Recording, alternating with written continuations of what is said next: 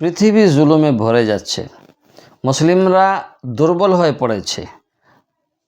আসসালামু আলাইকুম রহমতুল্লাহি ওয়া বারাকাতুহু। আজকের ভিডিওর বিষয়বস্তু হলো ইমাম মেহদি আলাইহিস সালাতু ওয়াস সালামের আসার আগে সাতটি স্পষ্ট লক্ষণ। আপনি যদি জানতে ইচ্ছুক তাহলে আজকের ভিডিওতে আমাদের সাথে জুড়ে থাকুন। আমরা 7টি লক্ষণ বলবো ইমাম মেহদি আলাইহিস সালাতু ওয়াস সালামের আসার আগে যেগুলো দুনিয়াতে ঘটবে, পৃথিবীতে ঘটবে। তাই পৃথিবী আজকে জুলুমে ভরে গেছে, মুসলিমরা দুর্বল হয়ে পড়েছে। কারণ রসুল করিম সাল্লাল্লাহু আলাইহি ওয়াসাল্লাম কি এসব আগেই বলে দিয়ে গেছেন যে কি কারণে এসব হবে। তো ইমাম মেহদি আলাইহিস সালাতু ওয়াস সালাম আসার আগে 7টি যে স্পষ্ট লক্ষণ, আজ আমরা সেটা জানবো ইনশাআল্লাহ। হাদিসের দলিলে একেবারে আমরা জেনে নেব, যেখানে রাসূলুল্লাহ সাল্লাল্লাহু আলাইহি ওয়াসাল্লাম বলেছেন পৃথিবী জুলুম ও অত্যাচারে পূর্ণ হয়ে যাবে, তখন আল্লাহ আমার বংশ থেকে একজন ব্যক্তিকে পাঠাবেন, তিনি পৃথিবীকে নেই বিচারে পূর্ণ করবেন। সুনানে আবু দাউদ শরীফের মধ্যে এসেছে, আরও বর্ণনায় এসেছে জামিআত তিরমিজি, সুনানে ইবনে মাজাতে এসেছে। তাই ইমাম মেহদি আলাইহিস সালাতু ওয়াস সালামের আগমনের 7টি লক্ষণ, যে প্রথম নম্বরটা হলো পৃথিবী জুলুম অত্যাচারে, অন্যায় অবিচারে পৃথিবী বৃদ্ধি পাবে, সর্বত্র অবিচার, রক্তপাত, অশান্তি, মানুষ নিরাপত্তাহীনতায় ভুগবে।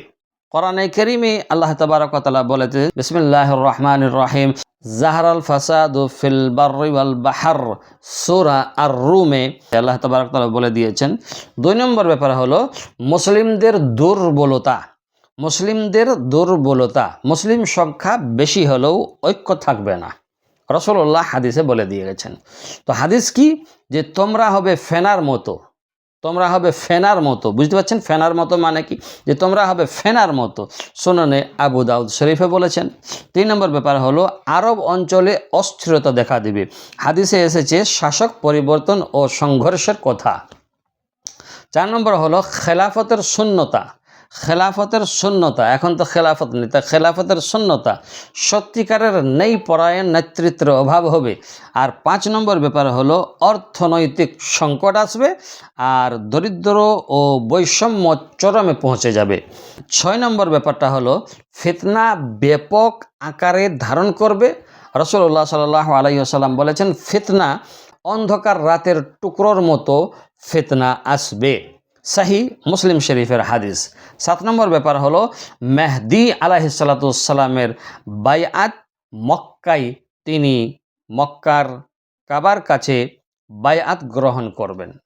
তো বর্ণনায় এসেছে সুনানে ইবনে মাজা, তাই যেখানে কোরআনে কারীমে বলা হয়েছে বিসমিল্লাহির রহমানির রহিম, ইয়া আইয়ুহাল্লাযীনা আমানু সবিরু ওয়াসাবিরু, হ্যাঁ না? কোরআনে কারীমে সূরা আলে ইমরানে 200 আয়াতে এটা এসেছে যে আমাদের কাজ হলো ফিতনার সময় ঈমান রক্ষা করা।